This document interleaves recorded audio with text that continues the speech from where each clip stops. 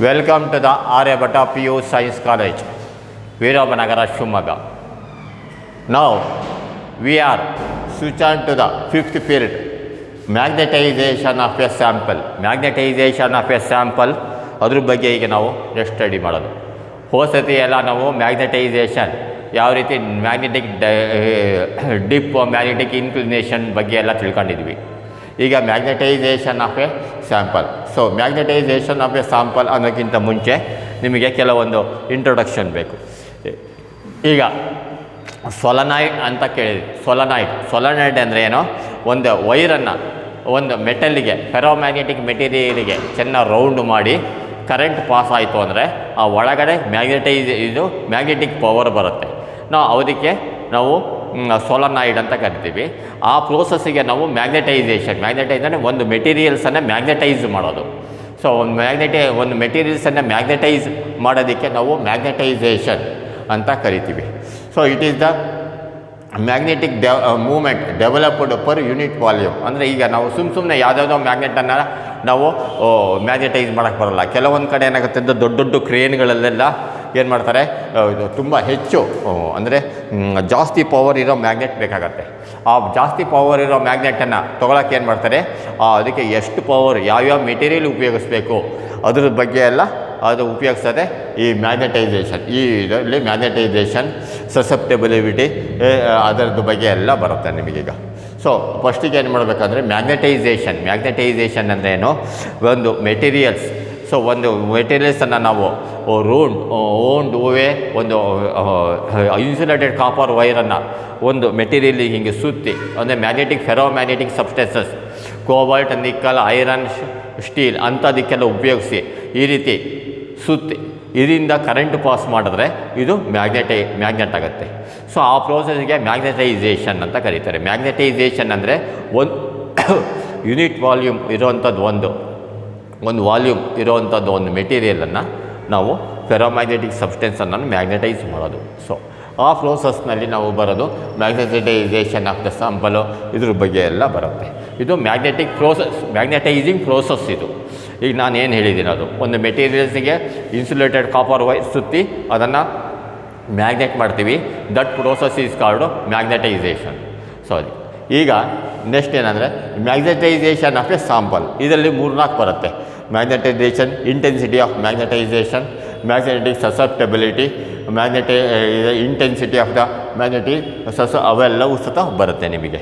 ಅದೆಲ್ಲ ಪ್ರೋಸೆಸ್ ನಿಮಗೆ ತಿಳ್ಕೊಂಡಿದ್ರೆ ಮಾತ್ರ ಒಂದು ಮೆಟೀರಿಯಲನ್ನು ಯಾವ ರೀತಿ ನಾವು ಮ್ಯಾಗ್ನೆಟೈಸ್ ಮಾಡೋದು. ದೊಡ್ಡ ಕಂಪ್ನಿಗಳಲ್ಲೆಲ್ಲ steel and iron and steel company ಎಲ್ಲ ಇರ್ತವೆ.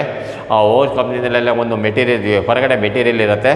ಮ್ಯಾಗ್ನೆಟಿಕ್ ಮೆಟೀರಿಯಲ್ ಕಬ್ಬಣನ ಮಾತ್ರ ಹೀಗೆ ಅದನ್ನು ಅಟ್ರಾಕ್ಟ್ ಮಾಡಿ ಅದನ್ನು ತೆಗೆದು ಕ್ರೇನ್ ಮುಖಾಂತರ ಇನ್ನೊಂದು ಕಡೆ ಹಾಕ್ತಾರೆ. ಅದಕ್ಕೆಲ್ಲ ಏನಾಗುತ್ತೆ ಅಂದರೆ ಇದನ್ನೆಲ್ಲ ಉಪಯೋಗಿಸ್ತೀವಿ. So we switch on to the magnetization of a sample. ಇದು ಭಾರಿ ಇಂಪಾರ್ಟೆಂಟ್. ಇದು ಮಾರ್ಚ್ 15 ಬಂದಿತ್ತಿದು. ಈ ಕ್ವಶನ್ನು ಭಾಳ ಇಂಪಾರ್ಟೆಂಟ್ ಕೇಳ್ತಾರೆ.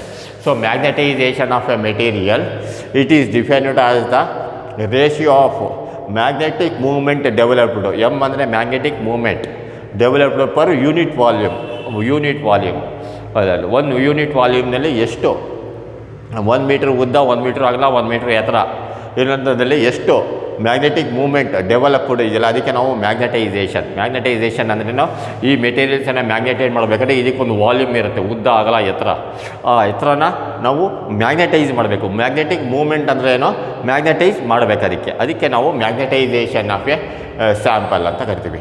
ಅದನ್ನು ನಾವು ಎಮ್ ಅನ್ನೋ ಕ್ಯಾಪಿಟಲ್ ಎಮ್ ಬರೆದು ಇದು ವೆಕ್ಟರ್ ಪ್ರಾಡಕ್ಟ್ ಎಮ್ ಅಕ್ಷರದಿಂದ ಬರೆದಿರ್ತೀವಿ. So it is defined as net magnetic moment developed per unit volume. Magnetization of a sample is defined as the ratio of net magnetic moment developed per unit volume. It is the net magnetic moment developed per unit volume is magnetization of a sample. So magnetization is equal to magnetic moment divided by volume. It is magnetic moment divided by volume. M is equal to M by V. That is SI unit is ampere per meter or ampere meter to the power of -1. ಇದೊಂದ್ರೂ ಒಂದೇ, ಆಂಪರ್ per metre ಅಂದ್ರೂ ಒಂದೇ. So Define magnetization of a sample. It is defined as the ratio of net magnetic moment developed per unit volume. Therefore, magnetization is equal to magnetic moment divided by volume. M is equal to M by B is equal to SI unit is equal to ampere per meter. Next, what is the SI unit of magnetization? This is ampere per meter. ಇದು question ಕೇಳಿದ್ದಾರೆ. ಇದು model question ಪೇಪರಲ್ಲಿ ಇದನ್ನು ಕೇಳಿದ್ದಾರೆ. Next, intensity of magnetization I. It is defined as the pole strength per unit area of cross section of the material. Pole strength ಅಂದ್ರೇನು? ಒಂದು poles north and south pole ಇರುತ್ತೆ. Pole ಸ್ಟ್ರೆಂತನ್ನು ನಾವು ಅದರದ್ದು pole strength ಒಂದೊಂದು ಪೋಲಿಂದ ಸ್ಟ್ರೆಂತ್ಗಳು ಅದಕ್ಕೆ ಒಂದು formula ಇದೆ.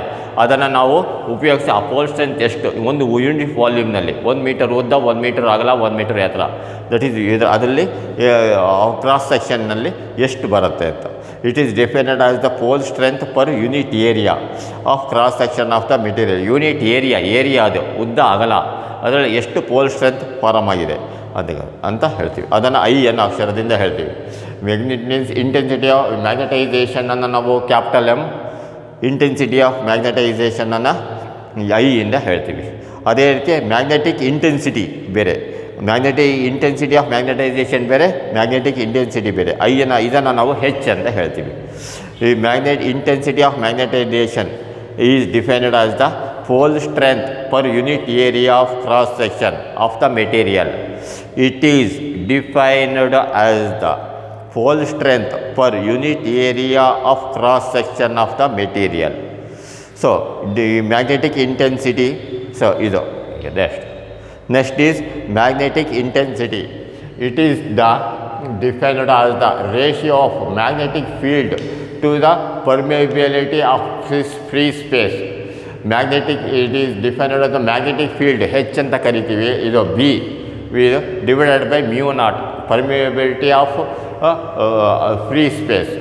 So it is magnetic intensity H is equal to B by mu naught. ಇದು ಫಾರ್ಮುಲಾನಾರು ಬರೀಬೋದು, ಈ ಎಕ್ಸ್ಪ್ರೆಷನ್ನಾರು ಬರಿಬೋದು. ಇದನ್ನು ಬರೀಬೇಕು, 2 ಮಾರ್ಕ್ಸಿಗೆ ಕೇಳ್ತಾರೆ. H is equal to B by mu naught. It is defined as the ratio of magnetic field to its permeability of free space. So where H is equal to B by mu naught, where H is equal to magnetic intensity, B is equal to magnetic field, mu naught is equal to permeability of free space. Next is, what is the relation between magnetic field B, magnetic intensity H and magnetization M? ಈ ಮೂರಕ್ಕೂ ಏನೋ difference. Magnetic field ಇದು B is the total magnetic field, ಗೊತ್ತಾಯ್ತಾ? B is equal to magnetic field magnetic field B naught is equal to where B naught is equal to mu naught H, where magnetic field due to the current in coil. B naught ಅಂದರೆ ಏನು? Current in the coil. B M is equal to mu naught M in magnetic field due to magnetization of the material. ಆಯಿತಾ? ಅದಷ್ಟು. Where mu r is equal to relative permeability, mu r ಅಂದರೆ. So ಇದಕ್ಕೆ relation ಏನಂದರೆ B is equal to B naught plus B M is equal to mu naught into H plus M. ಇದು equation. ಈ ಈಕ್ವೇಷನನ್ನು ಕ್ಲೀನಾಗೆ ನಾವು ಕಟ್ಕೊಳ್ತೀವಿ. ಇದಕ್ಕೆ S K derivation ಇಲ್ಲ, ಬರೀ ಇದೆ ಈಗ. So B is equal to B naught plus B M is equal to B mu naught into H plus M. So where B naught is equal to mu naught H, magnetic field due to current in coil. Bm is equal to mu naught M, magnetic field due to magnetization of the material. So B is equal to mu naught H plus mu naught M is on the formula. B is equal to mu naught into mu R into H is on formula. Mu r is equal to 1 plus xi ಅಂತ ಕರೀತಿ. P S I xi ಗೊತ್ತಾಯ್ತು ಅಷ್ಟು. Next, xi ಅಂದರೆ ಏನು ಅಂತ, magnetic susceptibility. xi is the magnetic susceptibility. So what is magnetic susceptibility of a magnetic material? ಇದು March 14th ಕೇಳಿದ್ರು. ಇದು very important question, ಬರೀ ಫಾರ್ಮುಲಾ ಅಷ್ಟೇ. ಇದು It is the ratio of magnetization M developed in the material to the magnetic intensity. It is the ratio of magnetization developed in the material to the magnetic intensity H.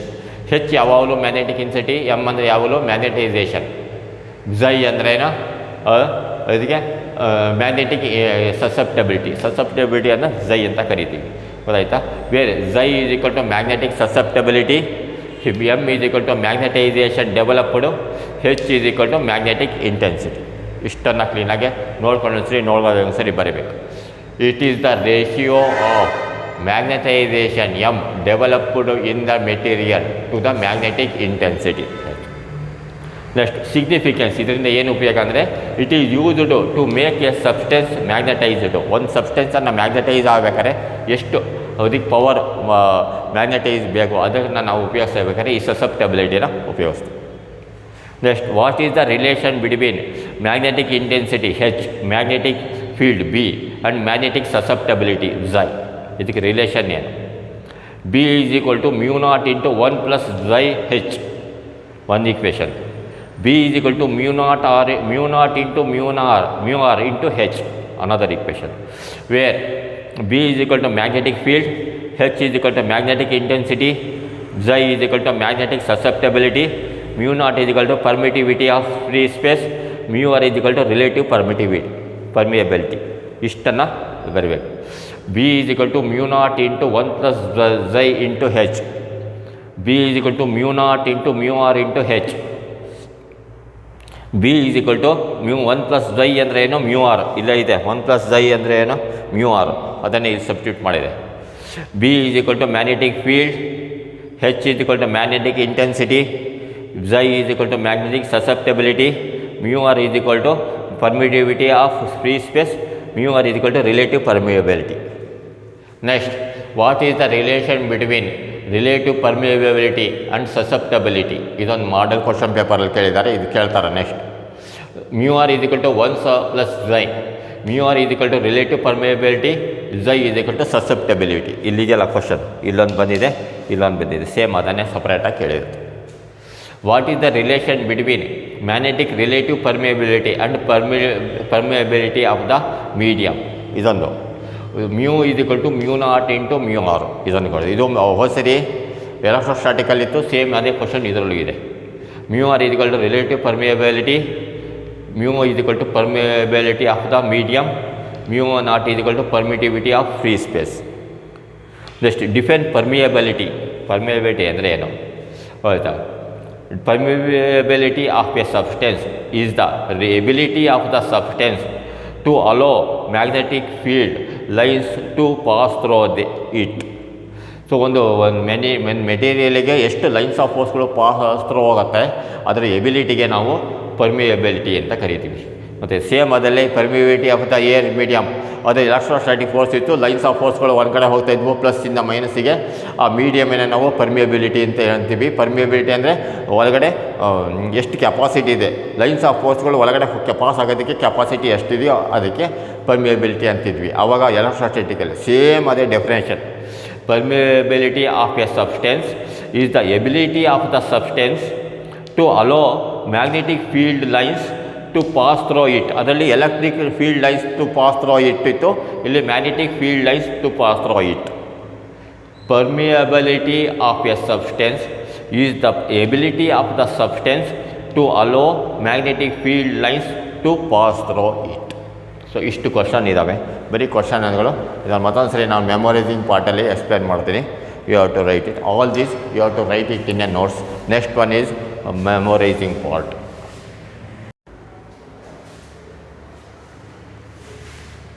Next one is memorizing part. Each answer I will say in 3 times. By seeing one time, without seeing another time, you have to write it in a notes. Define magnetization of a sample. It is defined as the ratio of net magnetic moment developed per unit volume.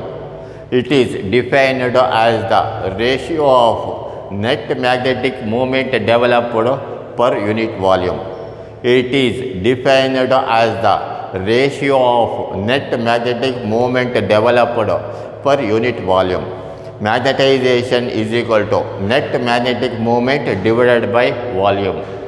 Magnetization is equal to net magnetic moment developed per volume. M is equal to M by V. M is equal to M by V.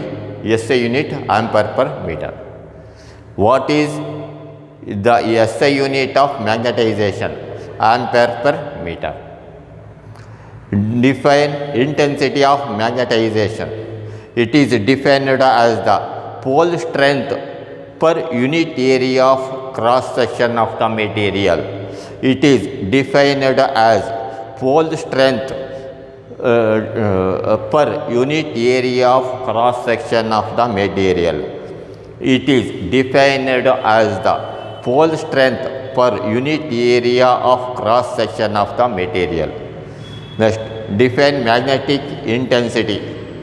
It is defined as the ratio of magnetic field to the permeability of free space. It is defined as the ratio of magnetic field to the permeability of free space. It is defined as the ratio of magnetic field to the permeability of free space. Next, H is equal to B by mu naught. H is equal to magnetic intensity. B is equal to magnetic field. Mu naught is equal to permeability of free space. Next, what is the relation between magnetic field B, magnetic intensity H and magnetization M of a specimen? B is equal to B naught plus Bm is equal to mu naught into H plus M. B is equal to B naught plus Bm is equal to mu naught into H plus M. B naught is equal to mu naught H, magnetic field due to current in coil. Bm is equal to mu naught M, magnetic field due to magnetization of the material. And B is equal to mu naught H plus mu naught M. B is equal to mu naught H plus mu naught M. Next, B is equal to mu naught into mu r H. B is equal to mu naught into mu r into H. Mu r is equal to 1 plus xi. Mu r is equal to 1 plus xi. Next, what is magnetic susceptibility? It is of the material xi. That is. It is the ratio of magnetization M developed in the material to the magnetic intensity. It is the ratio of magnetization developed in the material to the magnetic intensity. It is the ratio of magnetization developed in the material to the magnetic intensity. Xi is equal to M by H. Xi is equal to M by H.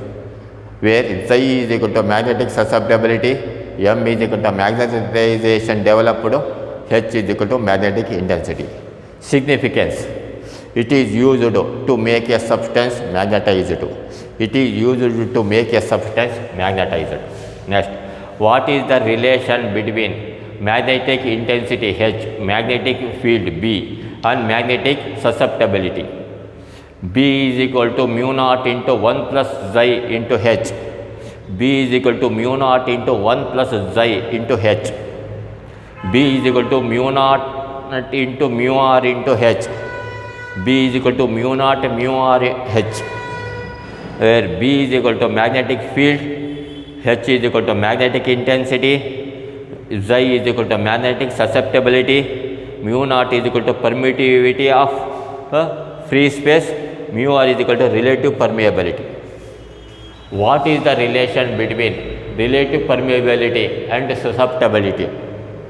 Mu r is equal to 1 plus xi. Mu r is equal to 1 plus xi. Mu r is equal to relative permeability. Xi is equal to susceptibility. What is the relation between magnetic relative permeability and permeability of the medium? Mu is equal to mu naught r. Mu is equal to mu naught r. Mu r is equal to relative permeability. Mu is equal to permeability of the medium. Mu naught is equal to permittivity of free space. Define permeability. Permeability of a substance is the ability of the substance to allow magnetic field lines to pass through it. Permeability of a substance is the ability of the substance to allow magnetic field lines to pass through it. Permeability of a substance is the ability of the substance to allow magnetic field lines to pass through it. This question, all these are you have to write it in a rough, that is by seeing one time without seeing another time in a rough. Okay, best of luck.